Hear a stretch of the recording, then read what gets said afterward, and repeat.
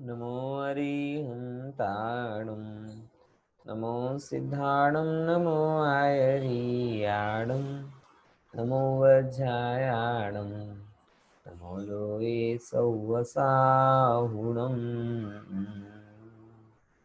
मोक्षमार्गस्य नेतारं वेत्तारं कर्मभूव्रतां ज्ञातारं विश्वतत्त्वानां वन्दे तद्गुणराधरम्। तत्वार सूत्र ग्रंथ पर हमने चर्चा चालू की है और तत्वार सूत्र ग्रंथ में बात शायद बहुत लंबी पुरानी हो गई है, इसलिए थोड़े से आपको रिवाइज की ज़रूरत पड़ेगी कि हमने तीसरा अध्याय शुरू किया है। कौन सा अध्याय? तीसरा अध्याय। और तीसरे अध्याय में कोई बताएगा मुझे किन दो चीज़ों का वर्णन है? तीसरे अध्याय में किन दो चीज़ों का वर्णन है? कौन बताएगा? चलो बताओ। आज बड़े आनंद की बात है, मुझे लग रहा है लोग धीरे धीरे जुड़ेंगे, लेकिन सब लोग टाइम से सब आ गए, बहुत अच्छी बात है। तीसरे अध्याय में कौन सी दो चीज़ों का वर्णन है? और सरल प्रश्न कर दें तो कौन से दो लोकों का वर्णन है?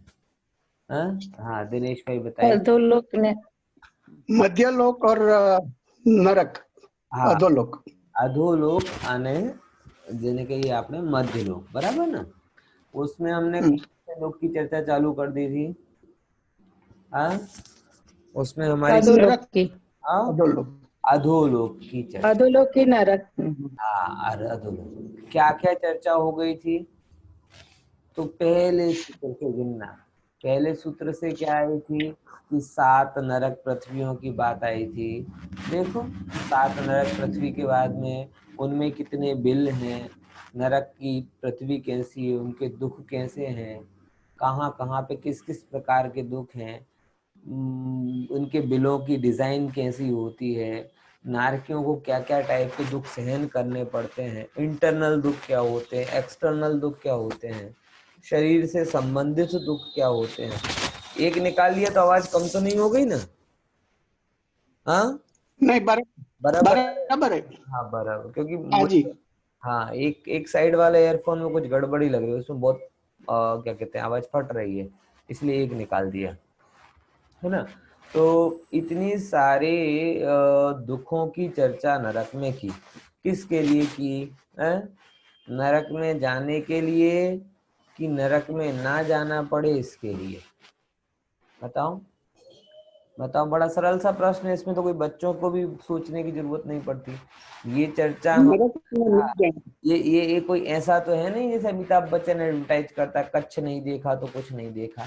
ऐसे अगर आप ये सुनकर ये सोचो कि नरक नहीं देखा तो कुछ नहीं देखा स्टैच्यू ऑफ यूनिटी का वर्णन पढ़ के मन में हो कि स्टैच्यू ऑफ यूनिटी देखने जाना है, ऐसे नरक का सुन के मन में ऐसा तो नहीं होता, थोड़ा बहुत गलगलियां छूटती होगी, एक आध बार जाके तो देखे कैसी चीज है।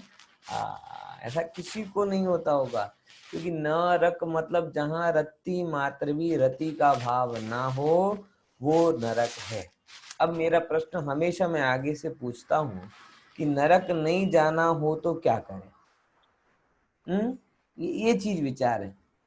एक बार ऐसे ही मेरे एक मित्र ने मेरे से प्रश्न पूछा था, वो पहली ढाल पढ़ा रहा था मैं उसको, और पहली ढाल पढ़ाते पढ़ाते उसने प्रश्न पूछा कि नरक नहीं जाना हो तो क्या करें? तो मैंने उसको उत्तर दिया कि स्वर्ग मत जाना है, स्वर्ग मत जाना, स्वर्गीय मत होना। बोले ऐसी कैसी बातें कर रहे हो, स्वर्ग हम बात कर रहे हैं नरक नहीं जाने की और आप उत्तर दे रहे हो स्वर्ग मत जाना है। मैंने कहा लेकिन भैया बात में बहुत सोच के बोल रहा हूँ, ऐसे नहीं बोल रहा।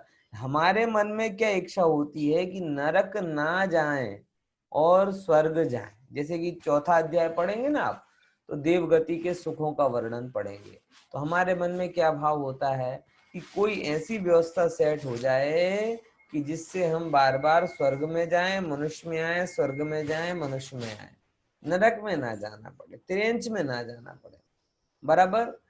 इस मिथ्या भ्रांति ने हमारे अंदर में संसार के प्रति एकांत वैराग्य नहीं लिया। देखो मैं बहुत स्पष्ट शब्दों में बोल रहा हूँ, संसार के प्रति एकांत वैराग्य होना चाहिए और मुक्ति की एकांत अभिलाषा होनी चाहिए। क्या बोला? एकांतवादी होना तो बुरा है ना? है एकांतवादी होना तो बुरा है ना? मिथ्या दृष्टि है ना? नहीं भाई साहब, तत्व की सम्यक एकांतवादी होना आचार्यों ने हमें बताया है। बराबर, पदार्थ को निर्णय के लिए अनेकांत की जरूरत होती है, लेकिन प्रयोजन के लिए अनेकांत नहीं होता। प्रयोजन तो सम्यक एकांत की प्राप्ति होता है, और सम्यक एकांत में दो चीजें मुख्य आ जाती हैं प्रयोजन की दृष्टि से, कि संसार एकांत दृष्टि से छोड़ने योग्य है।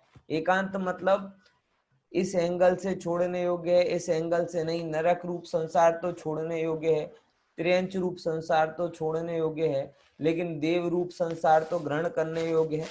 पाप के उदय रूप संसार तो छोड़ने योग्य है, लेकिन पुण्य के उदय रूप संसार तो ग्रहण करने। बोले ये तुम्हारी संसार की सच्ची समझ नहीं है।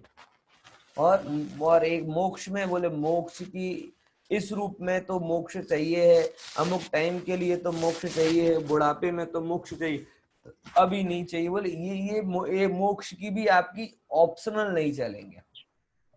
तो दो बातें बोल रहा हूं, एक तो संसार का एकांत निषेध और मोक्ष की एकांत अभिलाषा। ये दो चीजों से आपका मोक्ष मार्ग घटित होगा। ये कोई ऑप्शनल वाला सिस्टम यहाँ घटित नहीं होगा। पॉइंट समझ में आया कि नहीं आया? तो उस भाई ने पूछा था नरक ना जाना हो तो क्या करना, तो मैंने उत्तर दिया स्वर्ग मत जाना, क्योंकि जब आप स्वर्ग जाओगे, दो बार अगर स्वर्ग जाओगे तो एक बार कंपलसरी आपको नरक जाना ही पड़ेगा। बोले ये क्या बात हुई? बोले हम नहीं बोल रहे, कर्म सिद्धांत बोल रहा है। कर्म सिद्धांत ये कहता है कि अगर आप मैक्सिमम 2.5 सागर के लिए निकलोगे तो 1260 देवगति में जाओगे, मतलब 2 बार नरक में जाओगे, तो 640 सागर तक आपको नरक गति में जाना ही होगा। यानी अगर 2/3 आप स्वर्ग के मजे करोगे तो 1/3 नरक के दुख भोगने के लिए आपको तैयार रहना ही पड़ेगा। होता है कि नहीं होता? इसीलिए आपको मैं बोल रहा हूं, ये श्रद्धान की बात है, गहरा निर्णय करना कि अगर नरक नहीं जाने की इच्छा हो तो स्वर्ग की इच्छा का भी परित्याग करना, क्योंकि जब तक आप स्वर्ग का लोभ रखोगे तब तक संसार का लोभ रहेगा, और जब तक संसार का लोभ रहेगा तब तक किसी ना किसी अंश में आप नरक की तरफ जाओगे ही जाओगे। ये आपके हिसाब से डिजाइन नहीं होती सृष्टि, नियति। नियति कोई आपके हिसाब से नहीं चलती। आपका जो निर्णय है, आप एक चीज का लिए निर्णय लेते हो तो दूसरी चीज अपने आप हो जाती है। पॉइंट समझ में आया कि नहीं आया? मतलब ऐसा समझो, एक बहुत अच्छी कहानी मैं आपको बताता हूं, उससे आपको ये चीज बड़ी बड़ी क्लियर हो जाएगी कि एक बार एक गुरु ने एक शिष्यों से, अपने शिष्यों से पूछा, बड़ी अच्छी कहानी है। एक गुरु ने अपने शिष्यों से पूछा कि भैया तुम ये बताओ कि तुम अपने निर्णय लेने के लिए स्वतंत्र हो कि परतंत्र हो? तो सारे शिष्य बोलने लगे सब हम स्वतंत्र हैं, बिल्कुल स्वतंत्र हैं। चलिए बहुत बढ़िया। तो गुरु ने एक उनको टास्क दिया, बोले आप सब स्वतंत्र हो, मैं आपकी बात मानता हूं, एक काम करो कि अपना एक पैर उठाओ।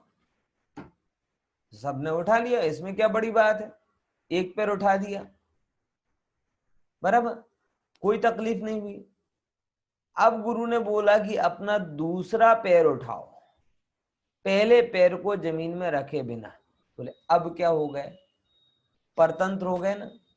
कहना क्या चाह रहा हूं कि जब आपके पास में दोनों चीजें थी, कौन सी, कि राइट और लेफ्ट, दो में से किसी ने बोला नहीं था कि आपको लेफ्ट ही पैर उठाना है कि राइट पैर उठाना है, लेकिन जैसे ही आपने एक पैर उठा दिया वैसे ही ये निर्णय हो जाता है कि दूसरा पैर जमीन में होने वाला है। यानी आपका एक निर्णय दूसरे की नियति डिसाइड कर देता है कि नहीं कर देता? अगर आपने लेफ्ट पैर को ऊंचा किया तो राइट पैर जमीन पे रह जाएगा, और राइट पैर को ऊंचा किया तो लेफ्ट पैर जमीन पर हो जाएगा। दोनों पैर तो एक साथ ऊंचे हो नहीं सकते। यानी पहला पैर उठाने के लिए आप स्वतंत्र हो, लेकिन जैसे ही पहला पैर उठाते हो वैसे ही आप परतंत्र हो जाते हो दूसरे पैर के लिए। सेम बात मैं यहां पर कहता हूं कि आपके पास में अगर आप स्वर्ग के लिए पैर उठा देते हो तो दूसरा पैर अपने आप नरक में चला जाता है। अगर आपको ये चॉइस रखनी है कि मैं नरक में ना जाऊं तो आपको एकांत निर्णय शब्द बोल रहा हूं कि मुझे संसार में चारों गतियों के दुख में से कुछ भी नहीं चाहिए। जब तक आपके अंदर में संसार का एकांत निषेध और मुक्ति की एकांत अभिलाषा नहीं होगी, तब तक आप चाहो या ना चाहो नरक गति जाना ही पड़ेगा। मैं ही शब्द में बोल रहा हूं। पॉइंट समझ में आया कि नहीं आया? जाना ही, क्योंकि सादिक 2000 सागर के लिए अगर कोई निकला है तो फर्जियात कंपलसरी वो अमुक समय तो नरक आदि गतियों में बिताता ही बिताता है। पॉइंट समझ में आया? तो अपना दौड़ अपन चलेगा क्या? बोले नहीं साहब हम ऐसे कर्म ही नहीं करेंगे जिससे नरक में जाना ना पड़े। फिर वही प्रश्न कि ऐसे कर्म नहीं करोगे, ये किसके बल से बोल रहे हो? जिनवाणी के बल से तुम्हें विवेक है ना। और इस पर्याय में जिनवाणी सुनने को मिली, अगले पर्याय में कहां मिलेगी बताओ? अगले पर्याय में कोई सुनने को मिल सकती है क्या? तो जो आपका विवेक या जो भी आपका चल रहा है कुछ भी, वो आपका इस पर्याय संबंधी है। इसीलिए आप ऐसा नहीं समझिएगा कि इस पर्याय में तो हम, हाँ ठीक है, आपके इस पर्याय में जिनवाणी का बल, आपको पुण्य कर्म थे, जिनवाणी का संयोग मिला, अगले पर्याय में क्या होगा? इसीलिए नरक से बचने के लिए नहीं, नरक से बचने के लिए नहीं, संसार के अभाव के लिए और मुक्ति की प्राप्ति के लिए पुरुषार्थ करो। नरक से बचने के लिए और स्वर्ग में जाने के लिए तो अनंतों बार जीव ने किया और फेल हुआ। फिर से क्या बोला? इस जीव ने धर्म नरक से बचने के लिए और स्वर्ग में जाने के लिए अनंतों बार किया है। एक बार नहीं, दो बार नहीं, अनंतों बार किया है। और आज भी आप देख लो, हमारे अंदर में पड़ा हुआ यही होता है, चलो थोड़ा अच्छा कर लेंगे ना, पूजा पाठ कर लिया, जब तब कर लिए, थोड़ा सा स्वाध्याय कर लिया, थोड़े से व्रत नियम कर लिए, कब से सुगति हो जाएगी, सुगति हो जाएगी, सुगति हो जाएगी, देवगति मिल जाएगी। है? अरे भाई, जो गति है वो सु है ही नहीं, सारी की सारी गतियां कुगति। पॉइंट समझ में आया कि नहीं है? नरक को कुगति समझाने के लिए हमें मेहनत करने की जरूरत नहीं पड़ती, लेकिन स्वर्ग भी कुगति है ये समझाने के लिए तो पानी आ जाता है आंखों में से। और उसके बावजूद भी उसका श्रद्धा नहीं होता, केवल मगज में बोलना सीख जाते हैं कि स्वर्ग में भी सुख नहीं है, स्वर्ग में भी सुख नहीं है। लेकिन स्वर्ग के जैसा आंशिक सुख भी दिखाई दे तो ये जीव उसके पीछे पागल हो जाता है। ख्याल में आया कि नहीं है? समझे कि नहीं समझे? ये लगभग वैसा ही है कि मेरा एक मित्र है, आज ऑफिस में एक अपने बता रहा था दिवाली के संस्मरण। तो दिवाली के संस्मरण में उसकी एक 2-2.5 साल की बच्ची है, बराबर 2-2.5 साल की बच्ची है, और वो उसको पटाखे जलाने का शौक था। तो पटाखे जलाने की इच्छा थी तो पटाखे ले तो आई। अब जैसे ही एक पटाखे जलाए तो डर लगे तो भागे। तो उस मित्र ने उसके साथ में उसे पटाखे जलवाए तारामंडल, और कहा कहीं नहीं था, कहीं नहीं था, कहीं नहीं था, बराबर। तो अब वो इतना सीख तो गई, कहीं नहीं था, कुछ नहीं होता, कुछ नहीं होता। लेकिन जैसे ही पटाखे चलो, कहीं नहीं था, कहीं नहीं था, ना कहीं ना भागे।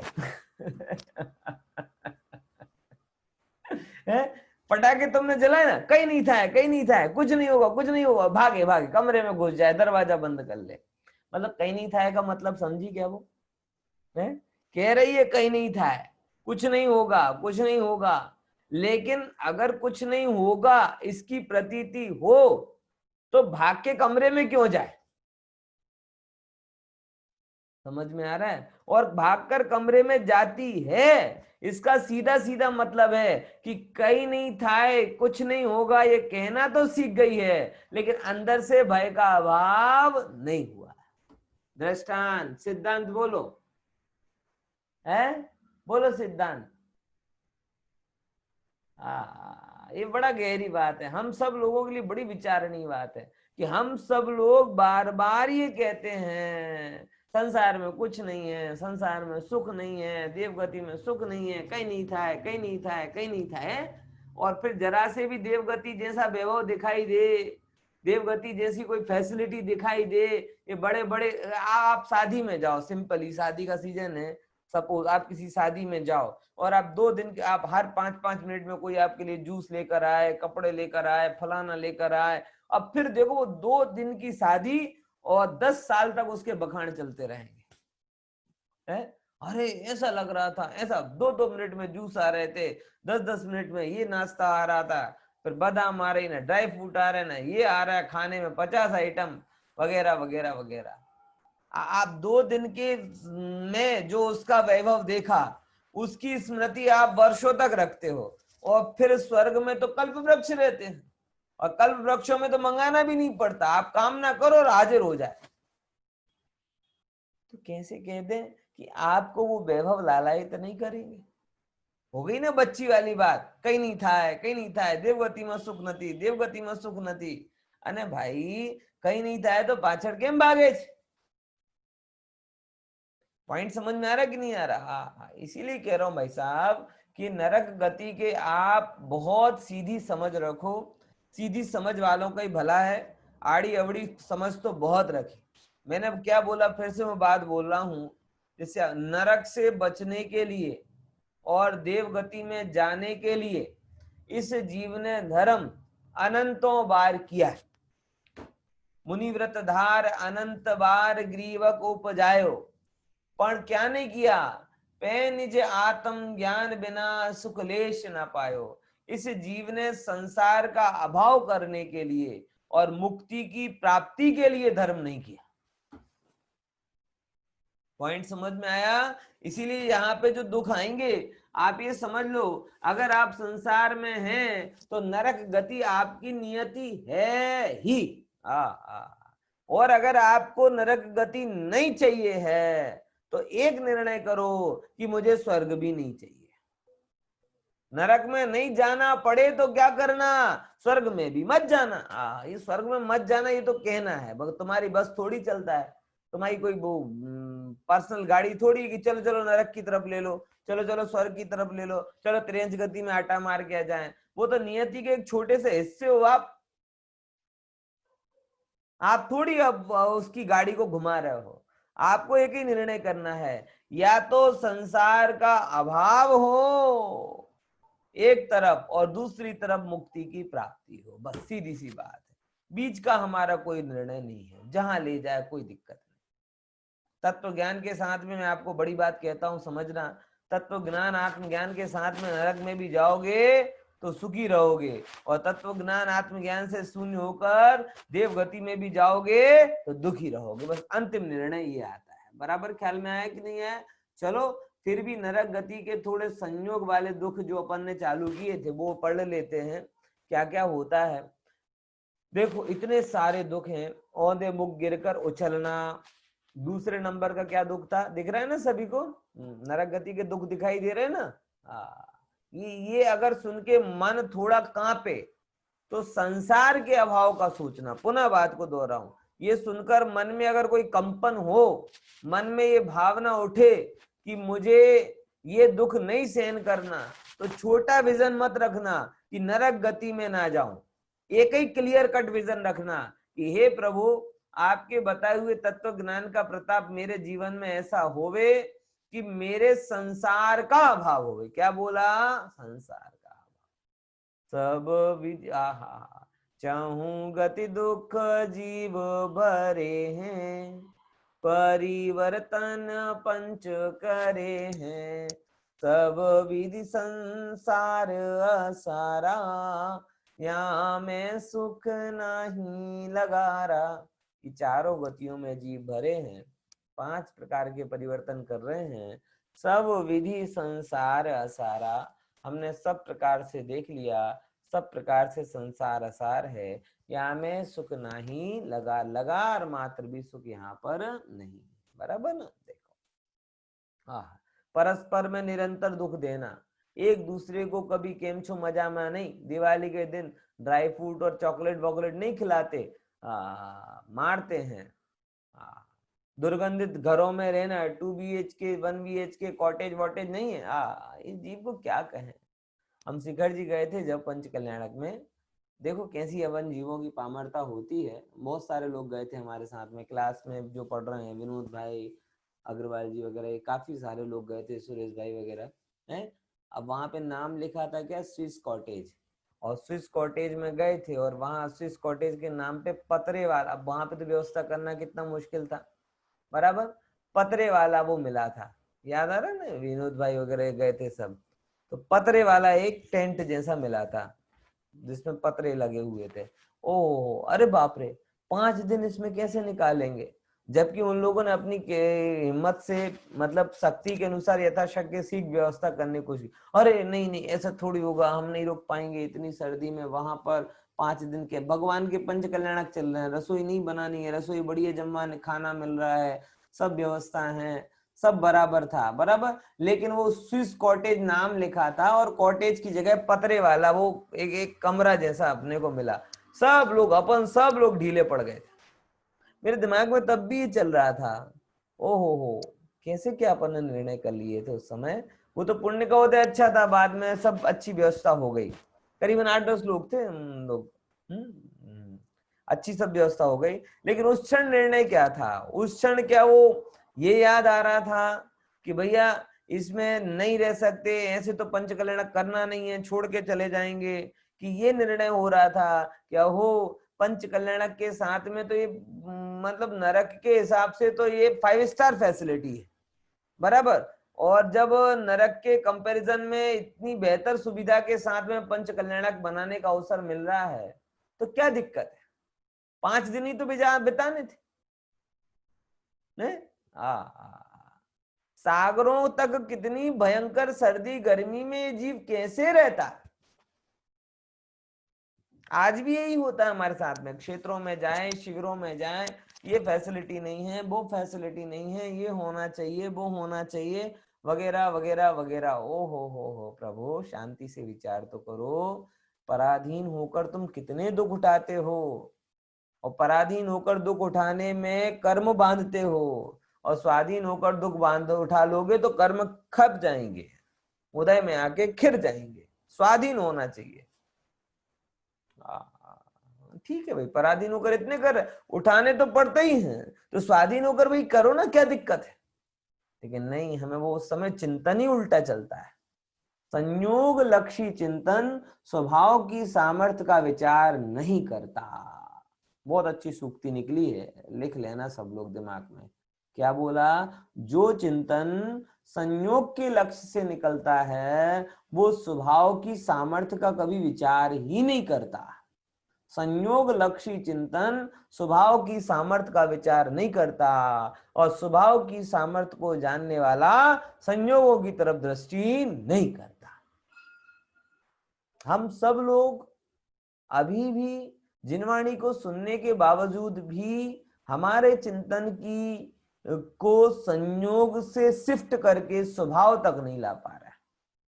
आज भी मैं इतना विचार करता हूं तो भी मुझे लगता है कि अहो प्रभु, कैसी पामरता है, अभी भी पूरा का पूरा विचार संयोग संयोग संयोग संयोग संयोग का चल रहा है, स्वभाव का नहीं चल रहा।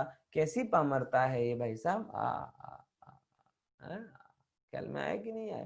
तो बात तो यहाँ से चली थी कि दुर्गंधित नरक बिलों में रहना, सागरों तक, तो यहाँ तो अगर कभी कभार कोई तत्व की आराधना के लिए कोई ऐसे वैसी जगह मिल जाए तो शांति से रह लेना भाई साहब। विचार ना कि वहां तो भयंकर सर्दी गर्मी में रहते हैं पराधीन होकर, तो यहाँ क्या तकलीफ है, कुछ नहीं। भयानक अनेक रोगों से व्याप्त शरीर का होना, ये सब मैंने चर्चा की थी। करोड़ों बिच्छू के काटने जैसी वेदना, ये भी चर्चा करी थी। एक बिच्छू की वेदना कितनी होती है, जो जिसने काटा उसको ही पता होगा, हम तो नहीं बता सकते। निरंतर मार काट के भयानक शब्द सुनना, ये बड़ा गजब है। मैं कई बार ऐसा विचार करता हूँ कि जब मैं कभी ऑफिस से घर पर आऊं शाम के टाइम, दोपहर के टाइम, तो वैदाई टीवी देखती रहती है, बराबर, और टीवी देखती है तो बहुत तेज आवाज आती है, बहुत तेज आवाज आती है, तो बस एकदम ये लगता है थोड़ी शांति मिल जाए तो अच्छा रहे, थोड़ी शांति मिले तो अच्छा रहे, हैं? आप सोचो जरा, वहां पे तो टीवी में है, कोई बहुत बड़ी अशांति नहीं है, लेकिन वो वो टीवी का साउंड सहन नहीं होता, वो टीवी का साउंड हमें सहन नहीं होता। ख्याल में आ रहा कि नहीं आ रहा? टीवी का साउंड हमें सहन नहीं होता, तो अरे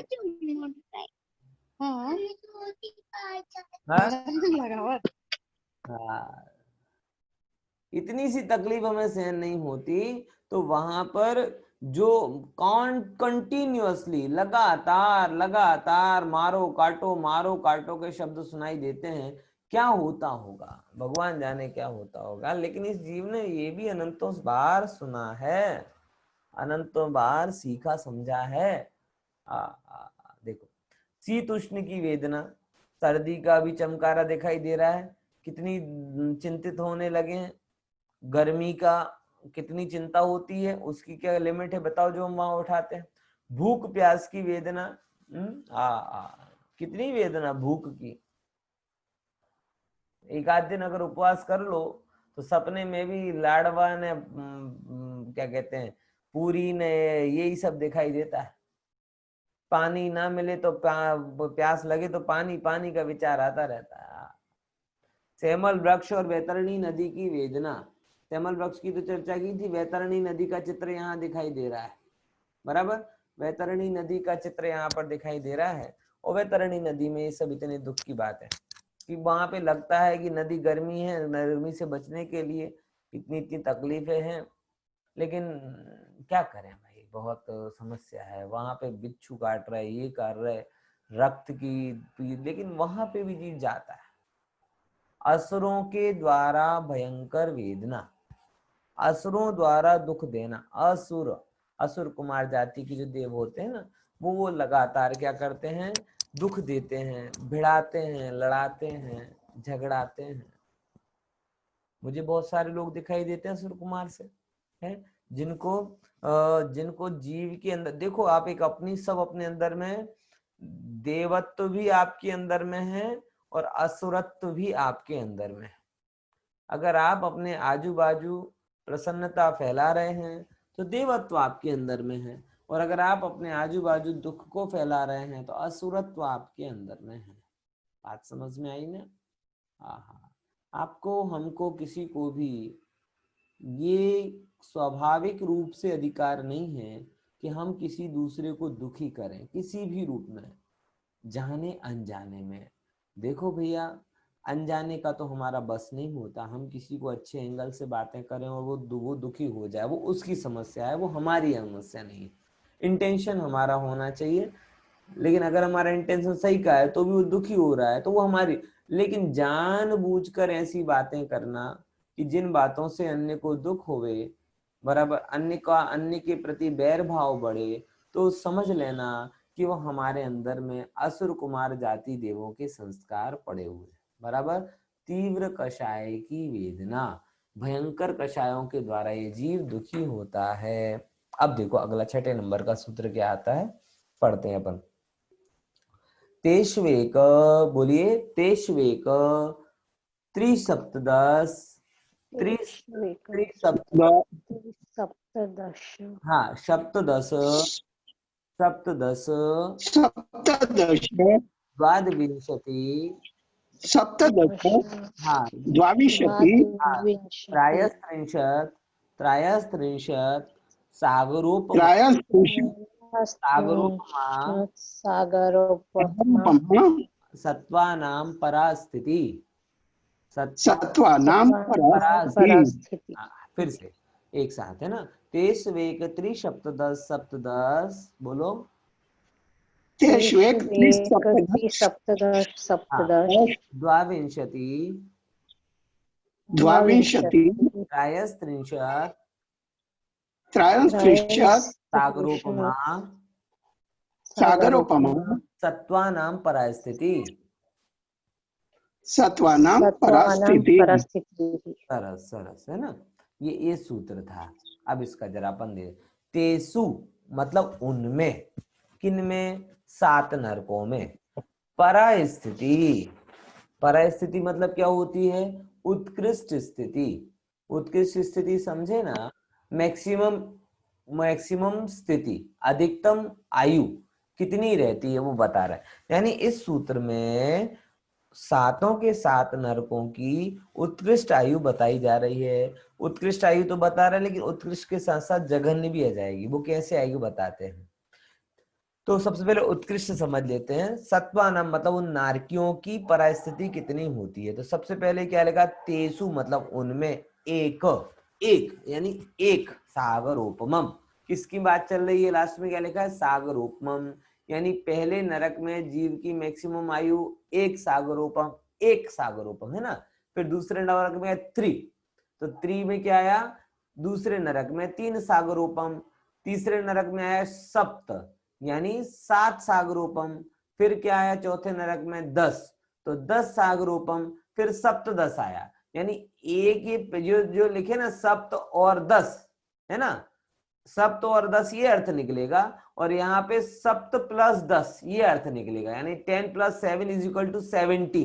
यानी इस सप्त 10 को कंबाइन पढ़ना है आपको, और ये सप्त एंड 10 बराबर। और इसमें क्या है? सप्त प्लस 10, तो 1 3 7 10 और 17 बराबर। देन नेक्स्ट 5वें में क्या आती है? छठे में द्वाविंशति, 2 + 20। द्वा मतलब 2, विंशति मतलब 20, तो 2 + 20 = 22। यानी छठे नरक में कितनी हुई? 22 सागरोपम। और 7वें नरक में त्रयस त्रिंशत, मतलब 3 + 30 मतलब 33 सागरोपम। अब ये सागरोपम क्या है तो वो अभी नहीं बता रहा। आई होप सबको पता होगा कि वो गड्ढा खोदना 2000 कोश का, उसमें उत्तम भोग भूमि के मेढ़ों के बालों से भरना, फिर उसके ऊपर चक्रवर्ती की वो निकालना सेना, फिर एक भी बाल के लिए जगह ना रखे इतना, फिर उसमें 100 बाल में एक 100 वर्ष में एक बाल का टुकड़ा निकालना बराबर। फिर इतने में जब वो पूरा खाली हो जाएगा तो कहलाता उद्धार पल्य। उद्धार पल्य से भी असंख्यात गुणा व्यवहार पल्य, व्यवहार पल्य से भी असंख्यात गुणा अद्धा पल्य। और ऐसे 10 कोड़ा कोड़ी अद्धा पल्यों का एक सागर होता है। कितना हुआ आप समझ लेना। बहुत काल है भाई साहब, बहुत काल। ये 1000 2000 साल, 5000 साल, लाख 2 लाख 5 करोड़ साल तो सागरोपम में कुछ गिने नहीं जाते, ऐसे समझ लेना। इतनी आयु इन जीवों की होती है बराबर। तो ये सब बातें यहाँ पर आई। इस सूत्र का अर्थ आपके सामने है। उन नरकों में जीवों की उत्कृष्ट आयु कितनी कितनी होती है तो बताया है ये इतनी। ये तो खुलासा करते हैं। पहले नरक में 1 सागर, दूसरे में 3 सागर, तीसरे में 7 सागर, चौथे में 10 सागर, 5वें में 17 सागर, छठे में 22 एंड 7वें में 33 सागर। ये इनकी आयु होती है बराबर। अब इसमें एक और बात यहाँ पर आती है जो आपको समझने जैसी है। हालांकि उसका विशेष खुलासा आपको क्या कहते हैं चौथे अध्याय में और मिलेगा कि इसकी जघन्य आयु कितनी होती है। तो एक सूत्र आता है कि एक की उत्कृष्ट आयु, एक की उत्कृष्ट आयु दूसरे की जघन्य है। यानी एग्जाम्पल के तौर पर पहले नरक की मैक्सिमम आयु कितनी है? 1 सागरोपमम, एक सागरोपम एक सागर की उपमा के बराबर है बराबर। तो दूसरे की जघन्य मतलब कम से कम आयु कितनी होगी? 1 सागर, और उत्कृष्ट आयु कितनी होगी? 3 सागर। फिर तीसरे की जघन्य आयु कितनी होगी? 3 सागर, और उत्कृष्ट आयु कितनी होगी? हाँ 7 सागर। सेम आगे आगे बढ़ाते जाना कि मतलब नीचे वाले स्वर्ग की जो मैक्सिमम क्या कहते हैं मिनिमम आयु, मैक्सिमम आयु है वो दूसरे वाले स्वर्ग के नरक की मिनिमम होती है। फिर दूसरे की जो मैक्सिमम है वो तीसरे की मिनिमम होती है, तीसरे की जो मैक्सिमम है वो चौथे की मिनिमम होती है। ऐसे करते करते ये बात पूरी चलती है। अब यहाँ पे 2 बातें निकलकर सामने आती है। पहले सागर की जघन्य कितनी है तो वो चौथे अध्याय में लिखा है 10,000 साल। श्रेणिक राजा की 84,000 है ना, तो उससे मिनिमम से थोड़ी ज्यादा है बराबर। और इसकी 33 सागर जो है तो सबकी 7वें नरक वालों में कम ज्यादा का भेद नहीं होता, वो सबकी 33 सागर ही वहां पर आयु होती है बराबर। ये बात यहाँ पर समझना। एक बहुत बढ़िया सूत्र जो यहाँ पर आ रहा है कि ऐसी नरक गति की प्राप्ति कैसे होती है। ऐसी नरक गति जिसका हमने वर्णन पढ़ा, बखान पढ़े, बराबर, वो इतने दुख वाली नरक गति है, वो मिलती कैसे है। तो उसका कारण बताया, बहुत आरंभ और बहुत परिग्रह। देखो भैया, माताओं बहनों, सब लोग बहुत गहराई से समझ लें, जिनको हम सुख का कारण मानते हैं, वो नियम से आचार्यों ने नरक गति के भयानक दुखों का कारण बोला है। सबसे पहले अपन समझते हैं बहुत परिग्रह। बताओ भैया ईमानदारी से, परिग्रह किसको बुरा लगता है? शास्त्रों के बल से तो खूब बोलिया, बोलो बच्ची की कहीं नहीं था है, कहीं नहीं था है वाली बात। परिग्रह में कुछ नहीं है, परिग्रह में कुछ नहीं है। लेकिन परिग्रह में कुछ कमी आ जाए, 2 दिन लॉकडाउन में 1 दिन दुकान बंद रखनी पड़े, तो अरे क्या, अरे दुकान बंद होगी तो क्या फर्क पड़ेगा, है बोलो? तुम लुट जाओगे क्या? नहीं साहब, पैसे कम हो जाएंगे तो अच्छा है ना। परिग्रह नरक का कारण है, लेकिन बैठता है क्या दिमाग में? इसीलिए तीव्र मूर्छा का परिणाम गाफिल होकर करना, ममत्व का भाव रखना, ये नरक गति का कारण है। मैं बहुत विस्तार नहीं कर रहा, 6ठे अध्याय में करेंगे। और बहुत आराम, माताओं बहनों गई सब निरंतर घर घर के विकल्प रखे रहना, ये बना लें, ये खा लें, ये सारे, ये सफाई कर लें, वो ये सब हिंसा के कारण है भाई साहब।